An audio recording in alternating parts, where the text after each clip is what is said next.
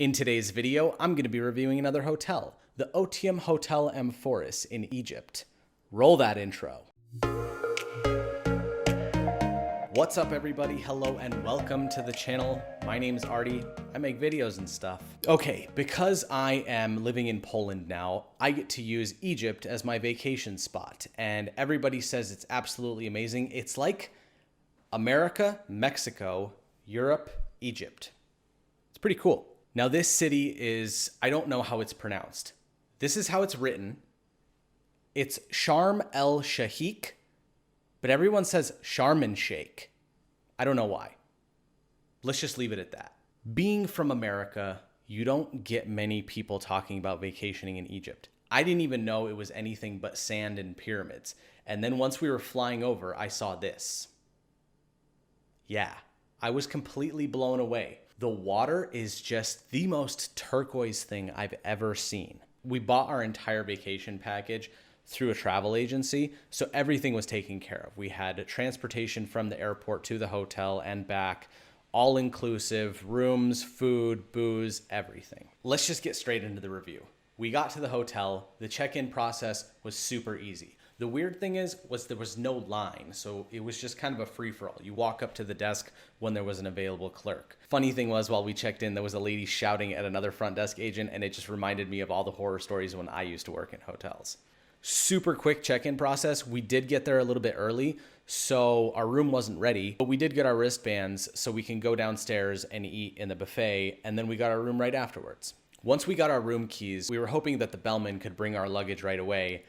I know from experience that bellmen sometimes take a really long time, and if you have something in your bags that you need right away, like a swimsuit or some kind of medication, I would take that stuff with you. We had to wait almost an hour to get our bags from the bellman. So if you need something quickly, bring it in a backpack. The rest of the luggage can wait. We just really wanted to get down to the beach because it was sun and we live in Poland and it was snowing. So we went from snow to sun and we just wanted to sit on the beach.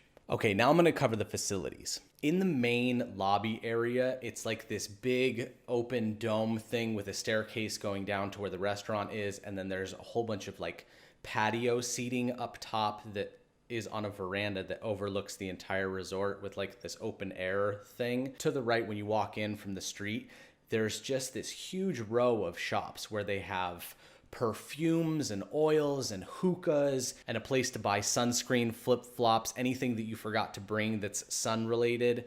They have a bunch of other like jewelry stores and little knickknacks. It's just kind of like a market that you would see in like the main square that's just a mini one built in the hotel. It's kind of nice. It's super convenient. The prices are a little bit higher than you would get at the regular markets. So I would suggest just hopping across the street because they got the same thing for half the price across the street. Okay, now let's talk about the pools.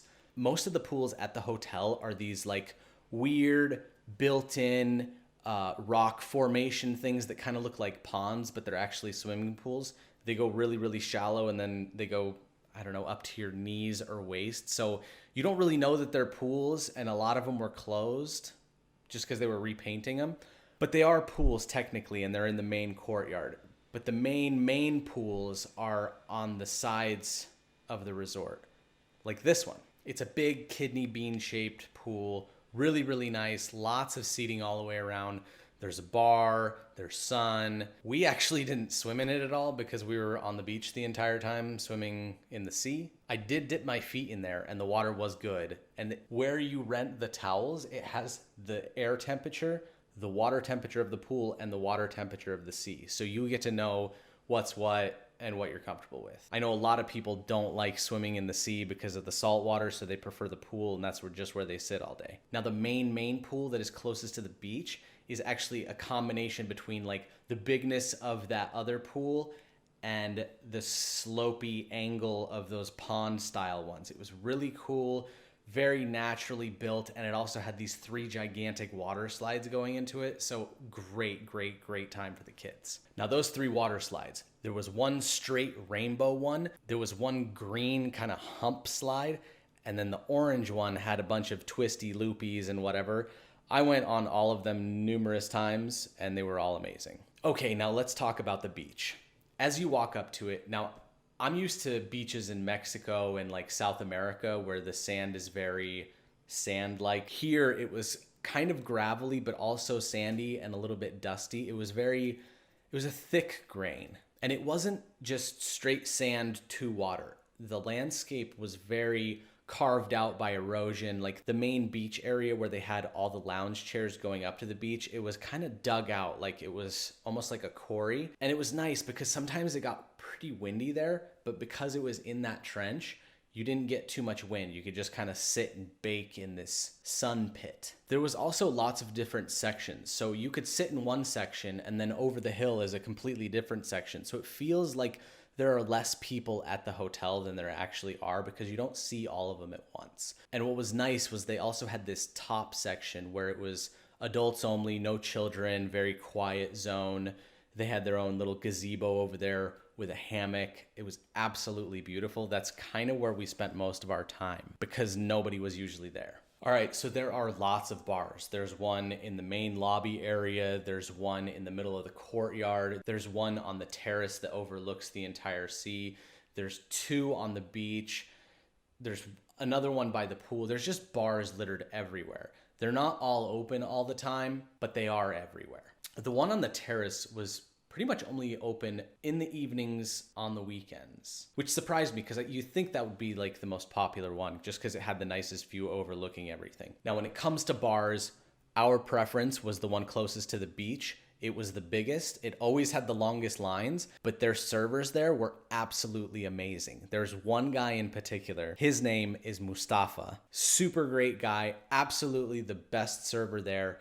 Anytime we sat down, we already had our drinks, and anytime they were almost empty, he brought us new ones. The guy absolutely loves his job, always had a smile on his face, and boy, does he know some flair bartending. If you do see him, tell him Artie said hello. Also, there was this other section in the main courtyard where it wasn't actually part of the hotel, like it wasn't included in the all-inclusive plan, but you can get drinks and hookahs, and like they had like kind of pseudo nightclub kind of going on there. We only went there one night just to have a hookah because when in Rome or when in Egypt, you must smoke hookah. But overall, it was kind of a weird vibe.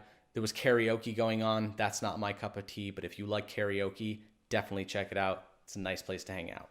Okay, so right in front of the beach, there's this large section of grass. On the left side of it is this playground for children. It's got everything you could imagine. You can drop your kids off there after breakfast, not see them all day, and they will be taken care of by the staff there, have tons of things to do, great exercise for them, running around, everything's colorful. It's just a good time. The facilities for children were absolutely amazing, including the water slides and that play area. Plus the entertainment staff were really good at taking care of everything. Also, right on the beach past that green field were 2 volleyball nets. And boy, those things are used all the time. Just everybody always playing. You can actually get some pretty good matches in, and it's fun to watch. All right, now let's talk about the water and the snorkeling there. The water's a bit different than it would be at a typical sandy beach. When you walk in, it's very stony, and then about 60, 70 feet in, there's actually a rope and buoy to block you from walking on the coral reefs because there's reefs right there at the front of the beach. So every hotel actually has a pier that you can walk out on, get past the reefs, dive in, and then you can snorkel on the outsides of the reefs, see this huge wall that drops off into the sea. And just the amount of fish and life that lives in these reefs blows my mind. I had such a good time exploring these reefs. I knew every time I got in the water, I had to lather up sunscreen on my back because I was going to be in there for an hour just staring at all these fish. The water temperature was absolutely amazing. We went at the end of February, which it was still a little bit cooler, but once you start getting into March and April, the water is really, really, really good. Now, I don't know if you guys have ever tried these things before, but the full-faced snorkeling masks where you don't have to have goggles or, the little tube, it just has a snorkel built into the top of it. It's amazing. I love this thing. It doesn't fog up, seals to your face really good. I mean, it's worth trying. I had no problems with mine. I couldn't believe how amazing these things are. Yes, yes, yes. Okay, and if snorkeling isn't enough of an adventure for you, on property, there's actually a place where you can learn, get tested, and certified in scuba diving. They take you out, they go deeper on the reef, they show you specific areas. So it's more of a training course, and or if you're already certified, you can get the equipment from them and rent it out and then go do your thing. Okay, let's get to the restaurants. I know food is a big factor when you're staying at an all-inclusive resort. You can make reservations at some of their restaurants on the resort. They have an Italian one. They have what is called their Oriental menu. It's not Asian Oriental, it's more Indian Oriental. And it was really just a very casual style of eating. So if you're really, really hungry and you need food badly, I wouldn't suggest going to one of these restaurants because the pace is really, really slow. But if you want to have a nice dinner with your family, definitely check these places out. You could just sit and eat for like 2 hours. It's kind of nice. Now, the buffets were a completely different story. The main restaurant that's underneath the lobby is very, very large. It's actually split into 2 sections. Each side pretty much has the same things, except towards the left side, you get more of a salad, vegetable, health conscious section. So definitely if you want salads or stay healthy while you're on vacation, go on that side. Other than that, they're pretty much split so that not one side has all the people trying to get rice or whatever. When it comes to food buffet style, I'm not a big fan of it, just because the staff has to cook so much food for everybody there that when you start cooking in bulk, it becomes really hard to maintain the quality of the food. So things like pasta were a little bit overcooked. They were very mushy noodles as opposed to being al dente. A lot of the displays were very messy after the initial rush of all the people coming and troughing everything onto their plates. So the displays were beautiful when they started, but after 5 seconds, it was a complete disaster. You know, like the serving spoon from the spaghetti would be stuck in the mashed potatoes. It was a little bit hectic. So it's definitely a good idea to be a little bit fashionably late for dinner and lunch. Desserts were really, really good. They had cookies, they had cakes, they had pies, they had danishes, they had all sorts of carbohydrates that are so good. And that's the best part of a vacation, right? Just indulging in sweets. Okay, let's talk about rooms now. Now, I only saw one type of room that they had. I didn't see that they had any larger suites. So I'm going to give you an honest review of a room that we stayed in. Here's me in the past talking about the room. Okay, so when you walk into the hotel room, you get a little closet area stuff, you know, hangies, pillows, and then on this side, you get a safe that doesn't work. Then immediately you get the bathroom. The bathroom's relatively, you know, I mean, it's bathroom size. You get one sink, one bidet, and one toilet. You also get a shower with a really crappy door. The room does have air conditioning. We didn't need it because we're here in the end of February, beginning of March. So it's like cool outside, so we just have the door open. But you do get an old school that blows out the thing right there. TV, never turned it on. Dresser, that thing flops open. That is your mini fridge. Open door, fridge. It does not work very well. Mine doesn't. You have vanity area for women. Large mirror for vlogging. You get a little city mix-sit area. Here's the different layouts of what I assume all the rooms look like. This is like your standard room. So if you got a room with one big bed, you'd get this bed and this bed without this thing smushed together so that it would be one bed. But we had 3 people. We put 3 adults on our reservation, so they gave us this bed, and then this little mini thing. So we just pushed these together, and then we slept here, and then that bed is for the mother-in-law. So it worked. This balcony, it works. You can either get a balcony that is overlooking the courtyard, which I will put here, or you can get one of these that looks at another hotel. But you got 2 little chairs and a table. It's good enough. You know, this is relatively sturdy. These things are aluminum. They make a lot of, they're light. Also, that is a cricket that I killed, but they're huge here. They're like, look at that. It's like half the size of my finger. They make a lot of noise. They're super, super loud. Anyway, so overall, the hotel room is good. It does what it needs to do. You sleep in it. Most of the time you're on the beach or out doing adventures and excursions. My opinion about the maintenance side of this stuff is like, there's little tiny things that they should have done along the way that would have made this a lot better than it is. But I mean, I've been in the hotel industry. I know how it goes. You kind of let things slide for a while and then they become in so much disarray that it's better to just replace all of it, but then you don't have the money to do it. So you just say, fuck it, and hope that nobody cares. But here's the things that they don't focus on at this hotel. Right here in the mirrors, there's like this gunky shit build up all the way around the thing. This has been hit by, I don't know, mops or brooms for so long that it's just scratched and like falling apart. This handle here, it sucks. It came off. This fridge is horrible. It's like scrapey. It's got buildup of ice. So obviously something's not working. This cable got painted over. They just said, fuck it. These things help you prevent children from running through, but you can see it's got like this buildup all over. This lamp is crooked.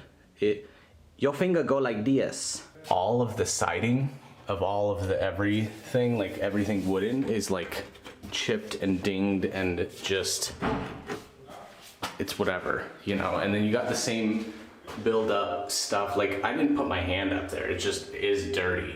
And then you can see on the light, there's just little things everywhere. This bidet is crooked. It go like this. This drain cover just flops. So overall cleanliness, when we got there, everything was immaculate. Not everything was in perfect working condition because it's a hotel room. Lots of people stay there. Lots of things get damaged. It's impossible to keep up with the maintenance at any hotel ever. So if your expectations are like Ritz-Carlton, you're going to be a little bit disappointed. There are nicks and scratches on the furniture. There is tile grout missing. There are stains on mirrors from glues and adhesives. Some of the doors are a little bit sticky, but it's just a hotel room. You're only there to sleep. Most of the time you're out doing activities or chilling on the beach. Okay, let's talk about the entertainment staff, because every all-inclusive hotel has staff to either entertain you in the middle of the day, playing volleyball, darts, bocce ball, shows at night, just to keep you fun and entertained. From what I saw, there was about 10 to 15 of them that walked around the resort all the time,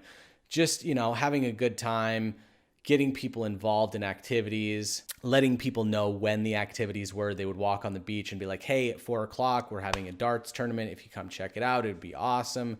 And they just are friendly people. They just walk around, make sure everything's going well. So at night, there was always a show. And before every show, the shows usually started at 9 or 9:30. I'm not exactly sure on the time. But before that, from 8 p.m. until the show started, they had this kids dance thing. So they'd bring all the kids on stage. They'd have 3 entertainment staff up front, and they would just do this like dance routine and keep the kids energized and pumped up so that the kids felt like they were doing something fun and they got to hang out with each other. It was a good time for the kids. We watched a little bit of it. They all seemed like they were having a really good time. So if you have kids, this place is going to be amazing for them. As for the normal show, it was kind of cool because sometimes they'd have a competition between guys and girls on stage, or they'd have like traditional oriental dancing. They had this one guy that was like, I don't know what it was called, but it was crazy.